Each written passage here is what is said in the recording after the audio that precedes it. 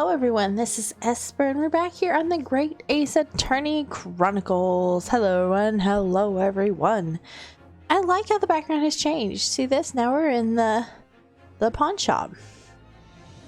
So I want to say before we start, thank you for tuning in, and I want to say there's times when my mouth gets tired or they throw out a word I'm not the best at pronouncing, and I am going to say I'm sorry beforehand if I do not the best at reading it all. As the most wonderful, I do my best, and I just hope you are here for the ride with me to have a fun time. Now let's jump in this.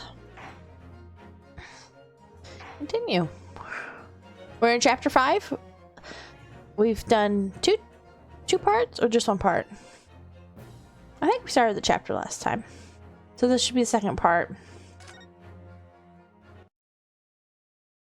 So we're not like at a court yet.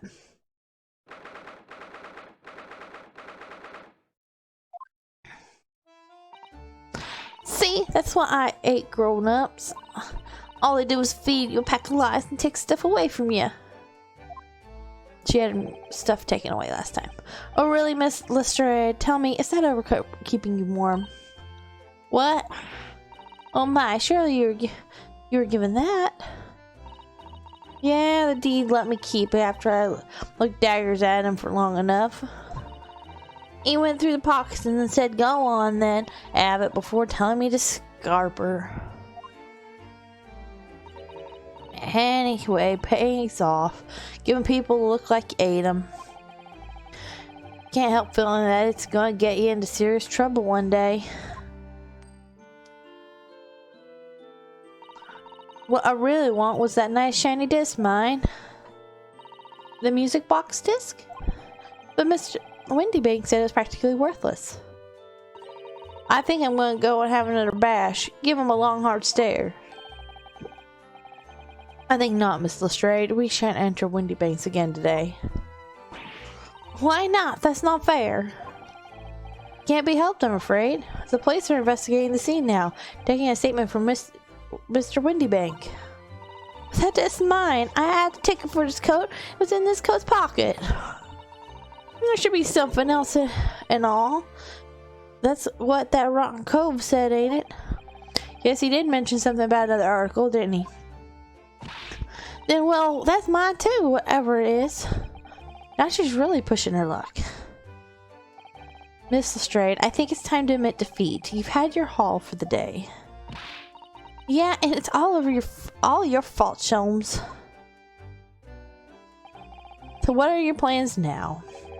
Will you dine with us this evening? I should be delighted to cook, I'm sure, and I might entertain you with a modest violin recital. Now that he's got the right one back. No, oh? Why would I come around your place, eh? Hey, you lost your head or something? Oh, she left. Oh dear, she's gone.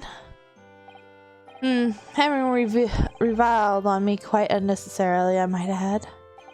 I can't help wondering if perhaps she might turn up anyways. Interesting. Since once she had a chance to calm down, I think there's a good chance she'll decide to come. Very well then. I'll inform Irish to set a plate for our potential guests at the dinner table this evening. And one more thing. I should be glad of your company later too. Sorry? I believe I'll have a rather splendid surprise to show you. Oh, how exciting! What is it? Violins. You shall have to wait and see, Miss Susato. Till then, later.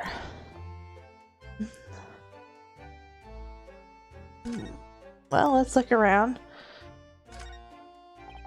Look at all the different things at the window of the shop. Ah, that's Windybanks, the pawnbrokery. It looks much smarter than a pawnbroker in Japan, doesn't it? Yes, you're right. I find pawn shops at home rather inapproachable, personally. Reminds me of tearfully parting with my favorite fountain pen. I felt so miserable. What doesn't kill us makes us stronger, Mr. Naruhodo.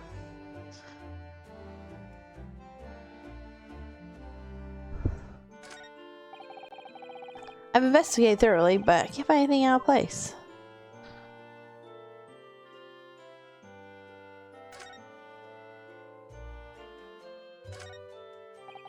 It's already been 2 months since we started taking lodgings here from Mr. Sholmes' office. Still can't quite believe it. Never expected things would turn out like this. Oh, I know. To actually be sharing accommodations with the world's greatest detective. If I ever find myself before a court of law now, I have not one regret. I don't know what you're talking about. But I'd be happy to defend you, of course.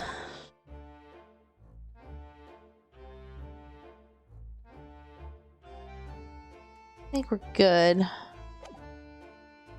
Let's move. I think that's the street. Yeah, the Baker Street.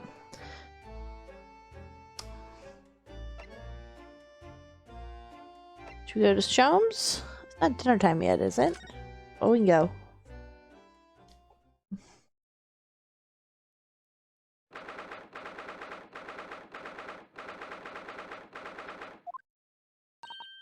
Oh, Susie Aruno! Come in, come in! Good afternoon, Iris. Thank you so much for breakfast this morning. Oh, don't mention it. Goodness, look at the time already. Busy as always? I am. I'm preparing something for dinner this evening. Already? You're obviously cooking something special, are you? Oh, yes. After all, we have a special guest joining us. Guess who it is? Go on. You'll never guess. Look at those little eyes of her shining. Oh dear, it is awkward when you already know the answer, isn't it? It's Jenny, isn't that exciting? Oh, what a surprise. Yes, that's wonderful news. Iris seems overjoyed at the idea. I can't wait to learn some pickpocketing tips from a real professional. Oh yes, that does sound like fun. I'm not sure that's entirely appropriate, are you? Are you, Mr. Naruhodo? By the way, Iris, what's Mr. Sholmes up to?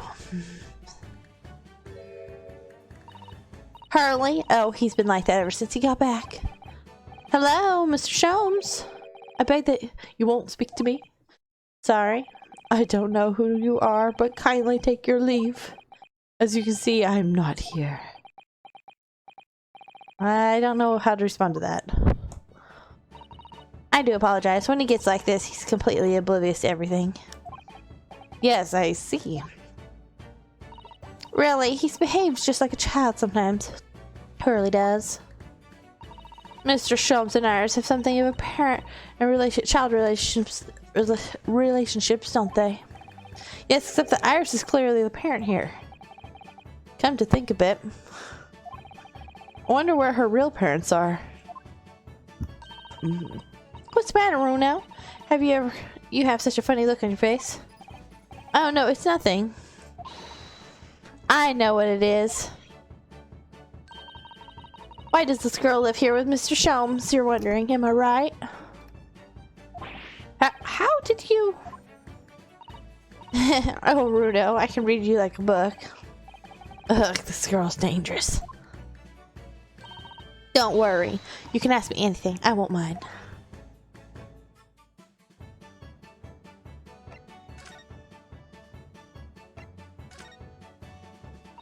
I'm sure you're been wondering why it is I live here with Hurley, haven't you? Well, it has crossed my mind that and where are your real parents? My mommy and daddy aren't with me anymore. Mommy passed away when I was born. And at around the same time, my father, well, he had to go to a faraway land because of one of the cases he and Hurley were working on. Oh. So maybe the Mr. Watson we know was actually her dad. Wait a minute. Did you say he and Hurley? Yes. Daddy and Hurley were always solving mysteries cases together. She didn't mention that before. He wrote them all up in his diaries. That's what's in the metal chest over there. Really? He recorded them all? So, you mean it's true, Mr. Sholmes? really did have a partner with whom he tackled some of his most taxing cases? Oh yes, I mean, it's always nice to have one, isn't it? Mr. Sholm's partner was your father. Exactly. Harley told me I wasn't allowed to look in the chest, but that only made me want to look even more, so I opened it up. I found you found your father's memoirs. Yes, so I asked Hurley, who wrote these? He nearly fell off his chair. But then he told me. That's when I found out the author of all those accounts was my father. Lars's father was Mr. Sholm's partner.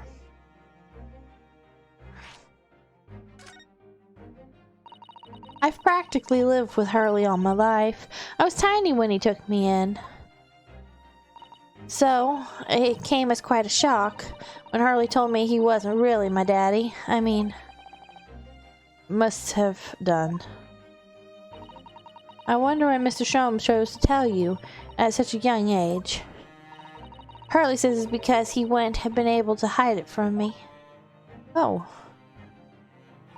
Well, having lived with Hurley all these years, you might say that it was his way of rubbing off on me. There are some things I can just see. Especially lies. I almost know when people are lying before they open their mouths sometime. Right? Anyway, I was so fascinated when I read Daddy's diaries. That's what inspired me to write the adventures of Sherlock Sholmes, actually. I had always assumed Mr. Sholmes simply told you all those thrilling stories. Oh no, Hurley's hopeless like that. He forgets everything as soon as he solves a case. It's all vanished from his mind. Oh, I see. The other day I was so embarrassed. As usual, he totally forgot about the case he just solved. So, that very next day he gathered together all the people involved and proceeded to solve the case again. Quite a shock for everyone. You say that again. You share your father's surname, don't you, Iris? That's right, Wilson. Daddy's Dr. John H. Wilson. I learned from his diaries that he's a doctor of medicine, you see? That's what prompted me to study and study so that I could earn a doctorate as well. Iris' father, who went to some distant land, and is a doctor by the name of John H. Wilson. The court will now hear the trial of Rinosuke Naruhodo. Kindly state before the court the name of the victim in this case. The victim's name was Dr. John H. Wilson. That's right. Visiting professor of medicine of Imperial Yume University. Oh, the guy in the first chapter was her dad. Man who in the most bizarre circumstances lost his life just before we left Japan. Miss Susato. Yes? Perhaps we shouldn't pursue this conversation any further at this time. I think that would be for the best.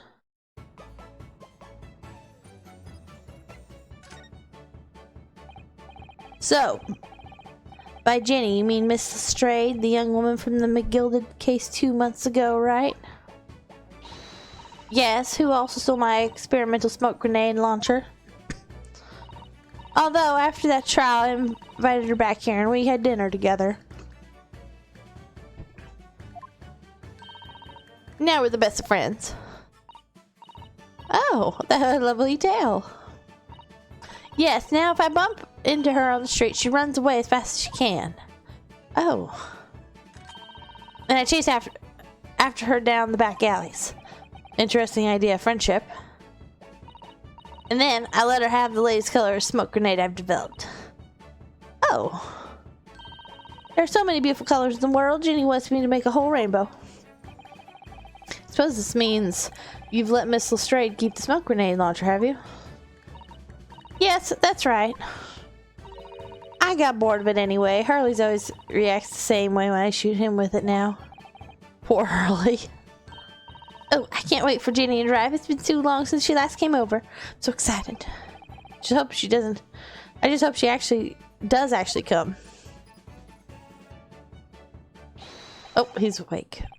Ah, my dear fellows, how good to see you. Oh, Mr. Sholmes. Hi, did you make your own... not make your presence known to me before? Well, no matter now. So, how the devil are you? We've been with you for most of the day. Goodness, really? Do tell me, Mr. Sholmes, is your violin unscathed? My violin? Whatever are you talking about, dear madame? Oh, never mind that now. I have something far more interesting to show you. Behold, my dear fellows.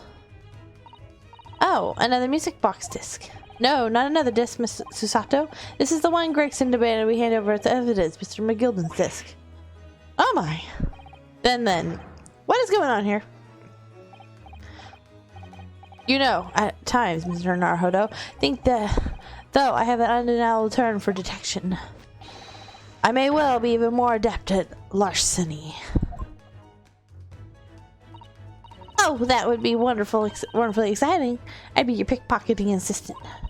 Bruno could be your go-to lawyer if we ever got caught. Right. Plus, Susie has such a beautiful handwriting, she could write all our menacing crime notifications. Yes, I'd be delighted. I'm just gonna pretend this conversation never happened, I think. So she got after us about the pickpocketing tips. Now she wants to be the handwriter.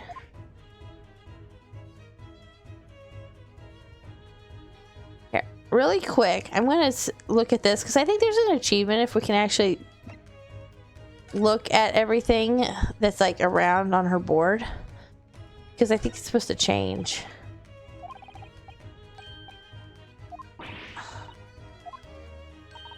It was already checked off, so I think it was the same one. I think it's the same thing. Okay. The music box disc. I don't understand. How did that disc come to be in your possession? I thought Inspector Gregson took it back to Scotland Yard. Quite correct. And that sort of uncompromising attitude is precisely why I always carry some of this. That's a bar of caramel, Mr. Sholmes. Your one and only friend in times of loneliness, if I'm not mistaken. If you'll humor me, my dear fellow, cast your mind back to when the good detective confiscated the disc. I'll be taking the whatever it is in McDonald's down to the yard. Thank you very much. Go hand it over. Oh yes, of course. If the policeman demands something as evidence, my dear fellow, we have no choice but to capitulate it. It's all yours, Inspector. For the briefest of the moment, I had the disc in my hand, did I not? Yes, you did, but I still don't understand. He made a print of it with the caramel, didn't he? It was precisely that moment that I summoned my one and only friend into action. I pressed the disc into a pair of bars, like this. That's amazing. The disc and all the minuscule protrusions have made an image in the caramel. Indeed, this caramel is quite exceptional. It developed it myself, you know. Suitably soft for making impressions, but resilient to melting, the result of a precisely controlled solution. How extraordinary! Carrying a pair of these on one person frequently proves very useful indeed. Take a house key, for example. Simple press, and its unique form is duplicated. I can enter anyone's property at will, and never without high sucrose nourishment. Yes, it sounds illegal. From the image, I was able to create this. I confess, I was most curious to know what manner music would issue from a disc when played.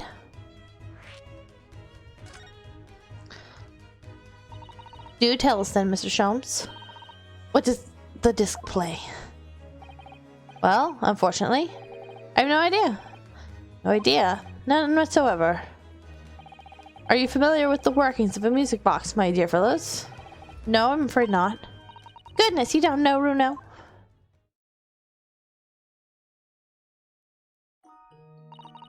Inside a music box is a special metal piece called a comb That's what produces the sound. Small protuberances pluck the different teeth of the comb as they rotate past it, making the different notes. The first music box to be invented using a rotating cylinder with a protuberance on it. I think I have one or two of those. But over time, a new type of player was produced, which uses this, such as these. With that development, the popular music boxes spread far and wide all around the globe. Why exactly? Because the discs are easy to produce and can be interchanged to facilitate the playing of different tunes. There are a great many firms in Europe now manufacturing music box discs as a result. It's wonderful to be able to enjoy music even when no performer is present. But it is the very success of the invention that means we are now present with an insurmountable problem. What do you mean? You don't have a player. As you may imagine, the construction of one's firm music box doesn't match that of another. We have no way of knowing in which music box this particular disc was designed to be played. There's no resolution to this problem, I'm afraid. It's quite intractable. Ah, I see. So that's why... Naturally, I tested the disc in a few music boxes I have at my disposal. But as you can hear, to no avail.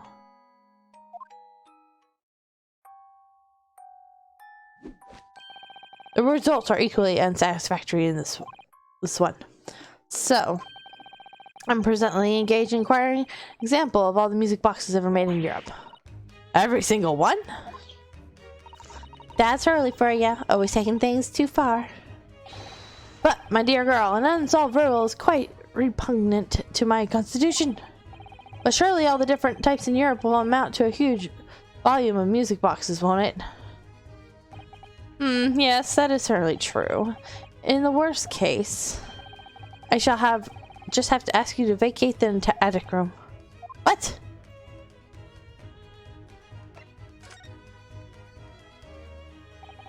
Magnus McGilden. Not a name I expected to hear again so soon. Yes, it's only been 2 months since that grisly case.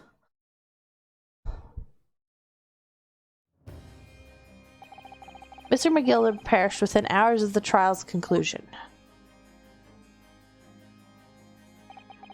Was it the curse of the Reaper? No one knows. Still now. The omnibus was reduced to a pile of ash. Not a shred of evidence remained. And with the man's death, the truth about the murder in which he was so intimately involved was buried.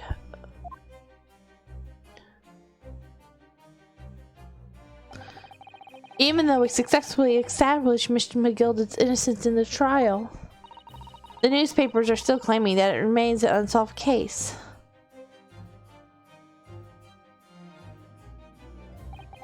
The murder of the brickmaker, the thrice-fired mason.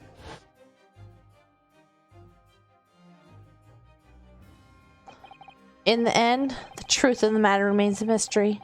We still have no idea what really happened that night. And although Mr. McGilden was found not guilty through my defense, I still don't know if that was the right judgment or not.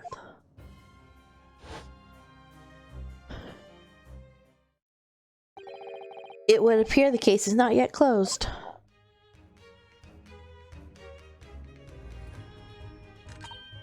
Well, it's time I start getting things ready for dinner, I think. Ginny will be here before long. Thank you, Iris. Oh, well, you must let me help you then. Of course, Susie. There's plenty to do. I think I shall investigate the condition of my faithful performing partner. Now then, where did I leave it? Let this be a lesson to you, Mr. Sholmes. Never leave anything too precious with the pawnbroker. Yes. You may be right. Oh, that reminds me of something Mr. Windybeck said before. He said that he had a manuscript of Iris in pawn, didn't he? Did he? Yes, he definitely mentioned it. Mr. Shom's latest tale of otherworldly mysteries lies dormant in my storeroom, where his words, I believe. So you heard about that, did you? I expected you were incensed as I was. Oh yes, the idea of such a wonderful story languishing in Mr. Windybake's storeroom's gathering dust. My dear madame, I'm quite sure I told you already. The pawnbroker's storeroom is the safest place for it. More secure than a bank's vault. And what about your Stradivarius, Hurley? Was that safe and secure? Well, there may be the occasional mix-up caused by a certain impetuous someone not too far from me now. Do you have any idea how long it took me to write that Baskervilles story, Hurley? Oh, it sounds so exciting. The Hounds of Baskervilles. I would love to read it. Oh, so this chapter is going to be about that being stolen, I bet. Because that's what this chapter is called.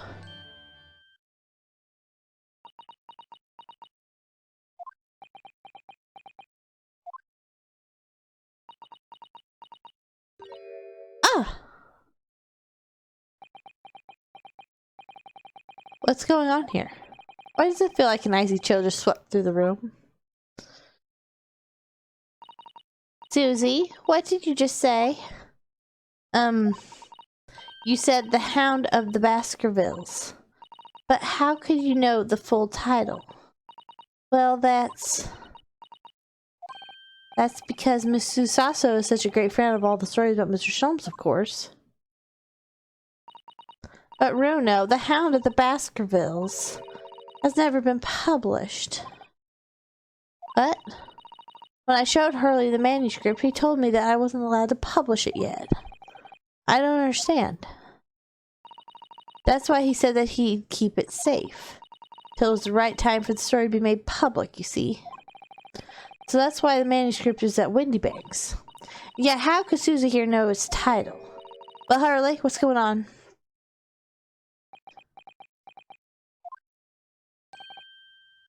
Ah. What is it, Mr. Sholmes? It would appear our guest has arrived. Miss Lestrade. This was a bad idea. I knew I weren't welcome. I'm going. Oh, she got her. No, wait, Miss Lestrade. We've all been eagerly awaiting your arrival. Haven't we, Iris?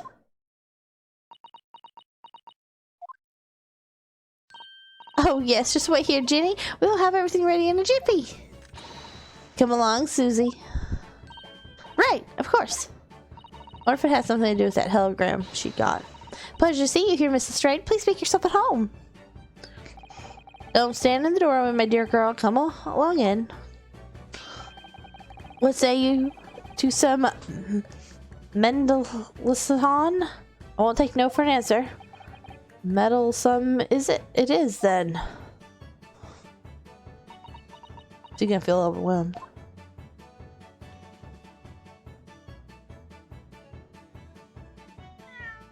Meow.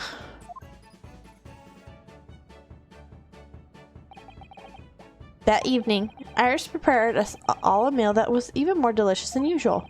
Mr. Sholmes' violin performance was in no way meddlesome, and Gina, as we came to call her, taught us all how to steal things from one another without being noticed. Everyone thoroughly enjoyed themselves well into the night.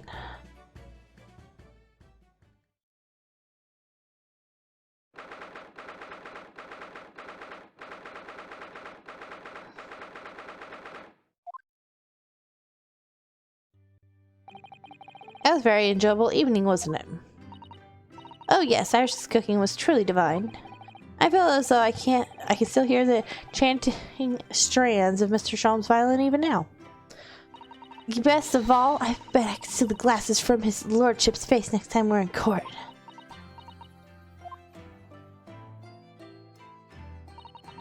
Naruhodo-san, could I consult with you about something? I wonder. What's the matter, Susato-san? It's about the telegram I received. Ah, the one that arrived first thing this morning, I suppose.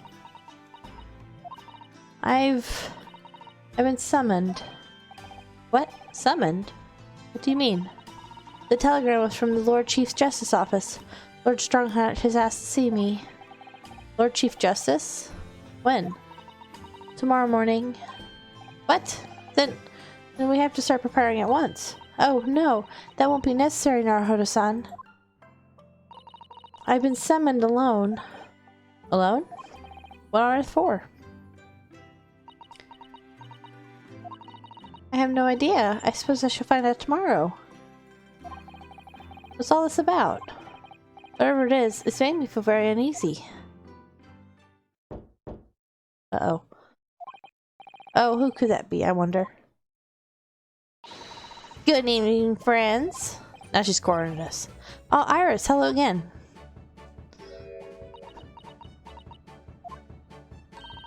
And Gina, too. Yes, Jeannie's going to be staying with us tonight. She's going to sleep in with me. Isn't that right, Ginny? Well, yeah. How lovely. Let's make a pot of tea.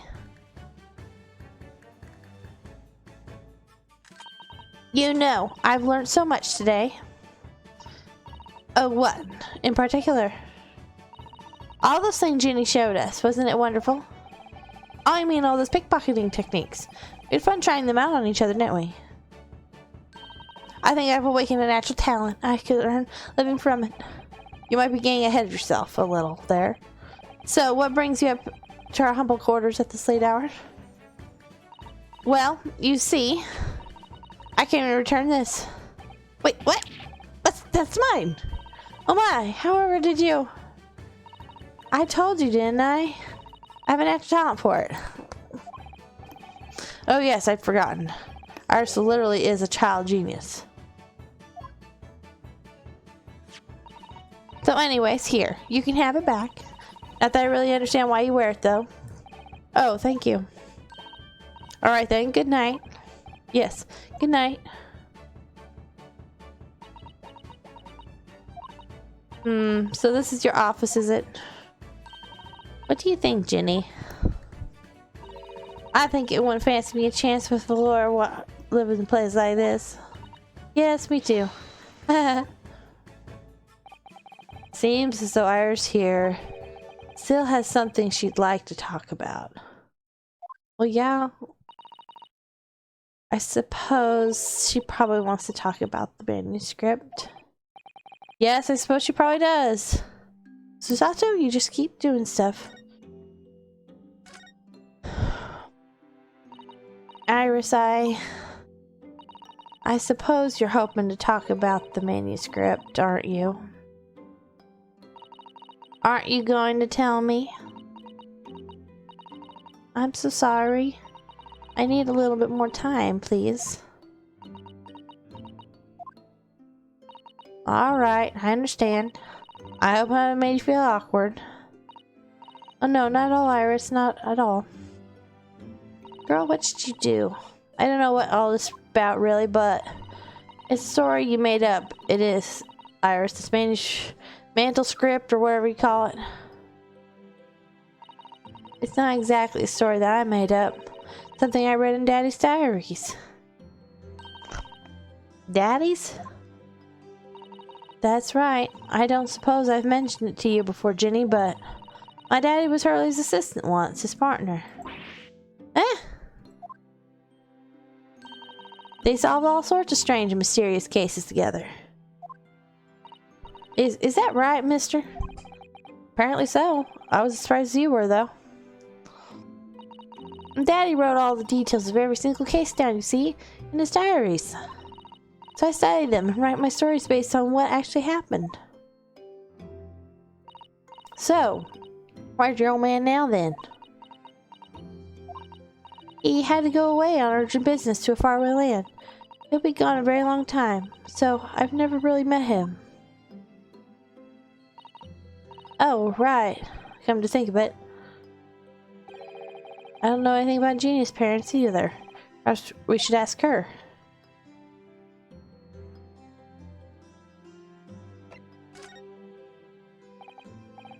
This Hound of the Baskervilles story. I take it that's another tale inspired by your father's accounts. That's right. I thought it was fascinating. But it's different somehow. From the other cases, I mean. Oh, how? I don't really know. But it must be special in some way. Because after I'd written it and I showed the manuscript to Hurley, he turned as white as a sheet. It was the first time I'd seen him like that. Pains me to have to say this after you've toiled over it so long, Iris. The story must not be published at this time, under any circumstances. But why not? It's one of my best works. I'm not at liberty to say. Not now, so please don't ask me. Alright then. I won't. But I do solemnly swear that I will explain everything one day, Iris, when the time is right. I wonder if she doesn't realize her daddy's dead. That's how the manuscript came to be with Mr. Windybank, isn't it? Yes. Charlie said it had to be somewhere very safe. That really gets my goat, that does. He's treating you like a child. It's mean, that's what it is, keeping secrets like that. I'm sure Mr. Sholmes isn't trying to be mean.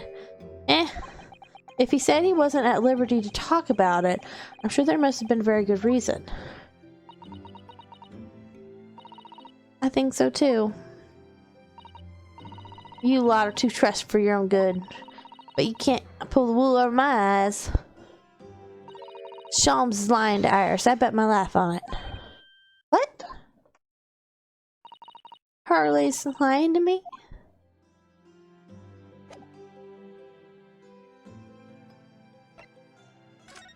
Let's go over to her.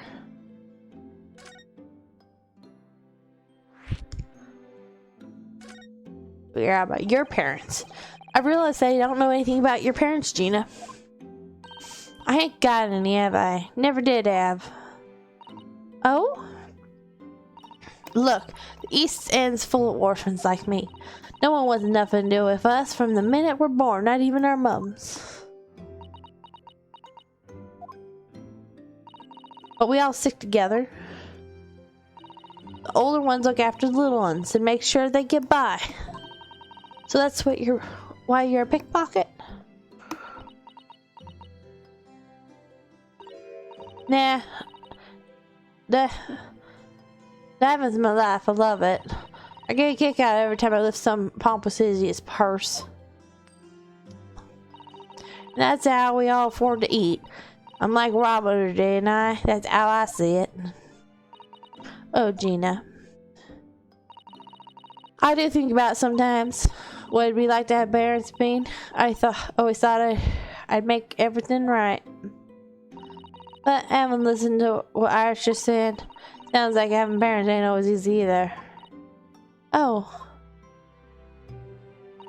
I mean, if you know you never had them, you don't feel like you're always wanting to meet them.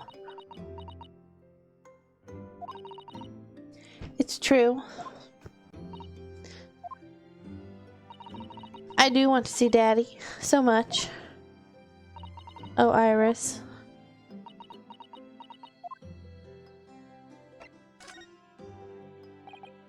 Gina, what did you mean when you said that you know Mr. Sholmes was lying to Iris?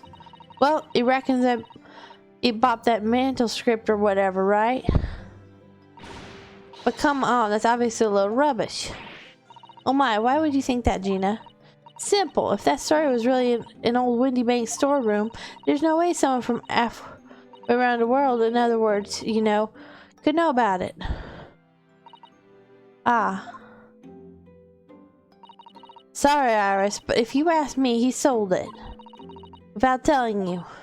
But Hurley would never do something like that. I'm sure of it. Grown-ups do a lot worse than that, believe me. Barefaced liars, a lot of them. You just ain't realized it yet.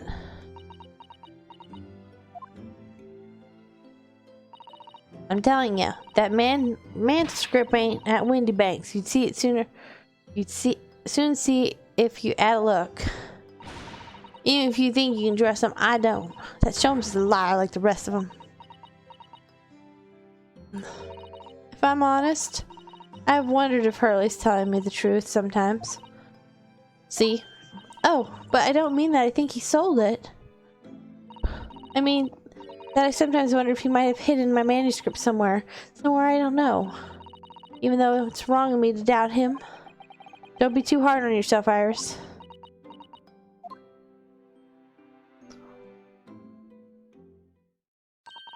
Oh my goodness, look at the time.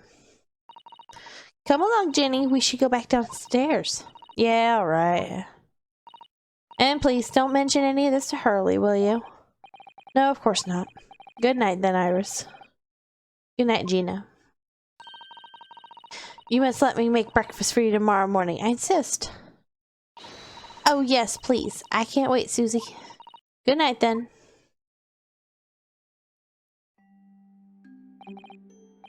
Iris, it sure is easy to forget, isn't it?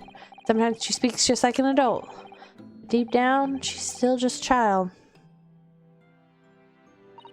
Well, I think it's time that I turn in for the night too, Naruhodo-san.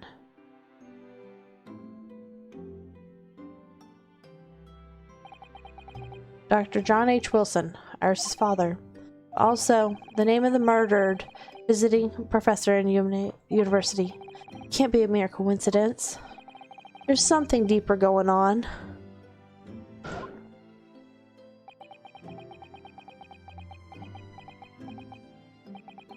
That's a lot of dots. You going to sleep?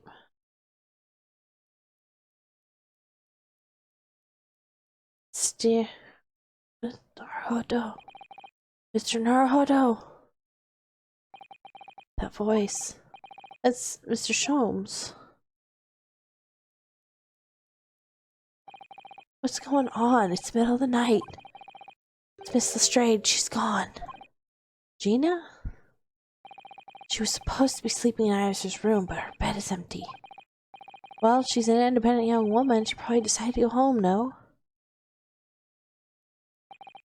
I think not. From speaking to her before she retired, I received a distinct impression that she was looking forward to breakfast with Miss Susato. No, I don't believe the girl had gone home, but I've been waiting for over an hour now. Over an hour? Oh. You'll indulge me. Look out the window, my dear fellow. What's this about?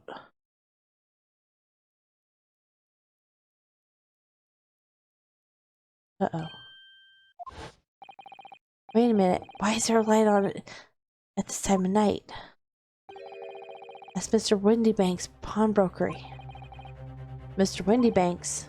Oh no.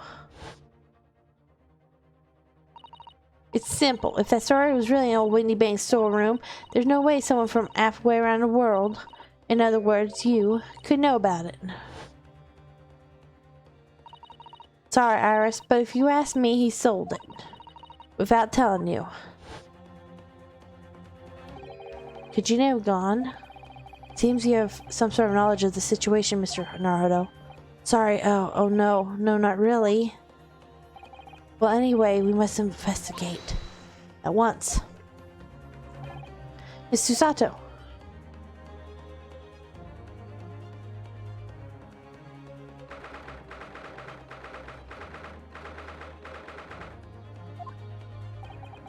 The door to the Windybanks. It's open. And the lamp is burning. It must be Gina. Mustn't it? Let's hope it's nothing more sinister. What? Come, there's not a moment to lose. Clearly something is afoot inside. Are we gonna find someone dead? There's no one here. Oh yes, there is. Ah! Mr. Sholmes! Mr. Sholmes! What the? Has Sholmes been shot? Leave me, Mr. Naruhodo.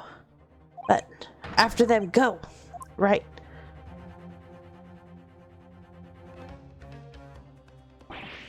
Blast! I've lost them.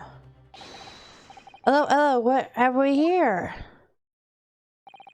The alarm was just raised from his pawnbrokery, sir. Would you know something about that? Officer, come with me!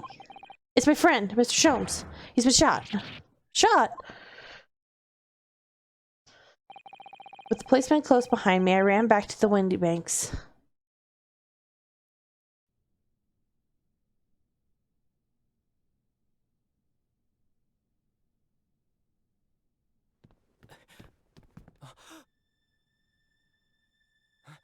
Mr. Jones! Mr. Narado! How bad is it? Never mind me, but there's much at stake. Behind that door. In the storeroom. Hurry!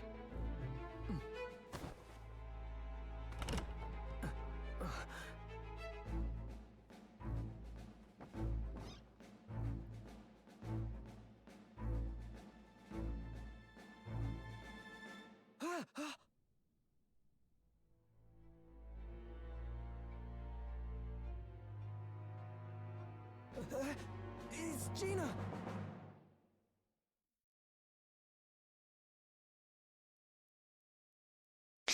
Well, that was quite a bit.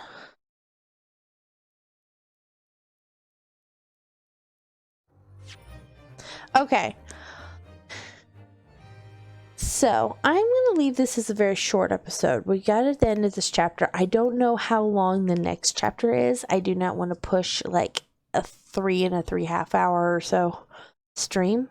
We've not had anyone get on so far, and it's been a long couple days for me. So I think we're just going to drop it at this and make it a much shorter video. But check in with me here again this coming week, and we'll do the next chapter. All right, I hope you've all enjoyed this chapter. We'll leave it on this cliffhanger, and I'll see you all next week in another episode of the Great Ace Attorney Chronicles. Bye everyone.